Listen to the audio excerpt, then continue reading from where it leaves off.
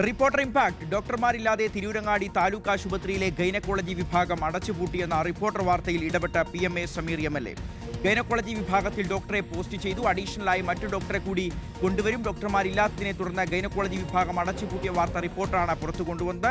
Zonal Krishna വിവരങ്ങൾ നൽകാൻ ശരിയാണ്. സോണൽ, എന്താണെങ്കിലും നമ്മുടെ വാർത്തയ്ക്ക് ഫലമുണ്ടാകുന്നു, ജനങ്ങളുടെ ബുദ്ധിമുട്ടിന് പരിഹാരമാകുന്നു അല്ലേ സോണൽ?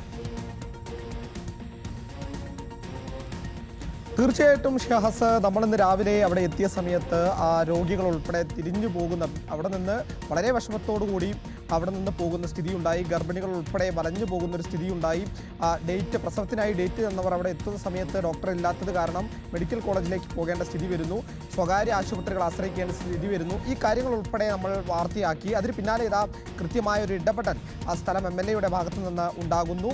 അവിടെ എത്രയും പെട്ടെന്ന് അടിയന്തരമായി ഇതാ ഒരു ഗൈനക്കോളജിസ്റ്റിനെ നിയമിച്ചിരിക്കുന്നു, ഡോക്ടറെ നിയമിച്ചിരിക്കുന്നു എന്നുള്ള വാർത്തയാണ് നമുക്ക് പുറത്തു വിടാനുള്ളത്.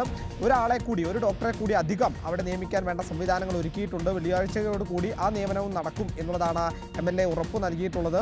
രോഗികളുടെ ആ ഒരു വേദന അത് തീർച്ചയായിട്ടും ജനപ്രതിനിധികൾ അംഗീകരിക്കുന്നു, കേൾക്കുന്നു. അതിൽ കൃത്യമായിട്ടുള്ള നടപടി ഉണ്ടാകുന്നു എന്നുള്ളത് തന്നെയാണ് ഏറ്റവും സന്തോഷകരമായിട്ടുള്ള കാര്യം. ഇന്ന് രാവിലെ അവിടെ എത്തിയ സമയത്ത് നമുക്കറിയാം ആകെ 3 ഡോക്ടർമാരാണ് അവിടെ ഉണ്ടാവേണ്ടത്. പക്ഷേ ആ 3 പേരും അവിടെ ഉണ്ടാവാത്തൊരു സാഹചര്യം. കഴിഞ്ഞ 3-4 ദിവസമായി ഇതേ സ്ഥിതിയാണ് അവിടെ തുടരുന്ന അവസ്ഥ. അതായത് അതിൽ ഒരാൾ പേഴ്സണൽ ലീവിന് പോകുന്നു, മറ്റൊരാൾ ലീവ് എടുത്ത മറ്റൊരു ആശുപത്രിയിൽ സേവനത്തിന് പോകുന്നു. പിന്നീടുള്ള ഒരു ഡോക്ടർ അവർ ട്രാൻസ്ഫർ വാങ്ങി കോഴിക്കോട് മെഡിക്കൽ കോളേജിലേക്ക് പോയതാണ്.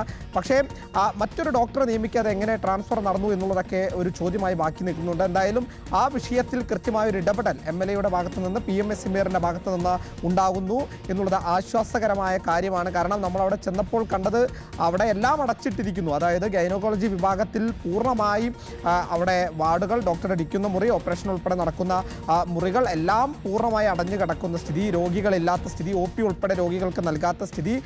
രോഗികളെ സംബന്ധിച്ച് അവർ വലിയ തുക കൊടുത്ത് തൊട്ടടുത്തുള്ള സ്വകാര്യ ആശുപത്രിയിലേക്കൊക്കെ പോകേണ്ട ഒരു സ്ഥിതി അവിടെ ഉണ്ടാകുന്ന സാഹചര്യമുണ്ടായി.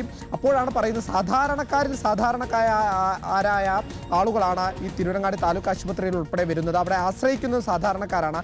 അവരെ സംബന്ധിച്ച് ഇത് അടഞ്ഞു കിടക്കുന്നത് വലിയ പ്രതിസന്ധിയാണ്. വലിയ തുക കൊടുത്ത് സ്വകാര്യ ആശുപത്രികളിൽ പോകാൻ കൽപ്പില്ലാത്ത ആളുകൾ ഉൾപ്പെടെ അവിടെ എത്തി മടങ്ങുന്ന സ്ഥിതി ഉണ്ടായിട്ടുണ്ട്. എന്തായാലും അവരുടെ കണ്ണുനീരിനിപ്പോൾ ആശ്വാസമായിരിക്കുന്നു.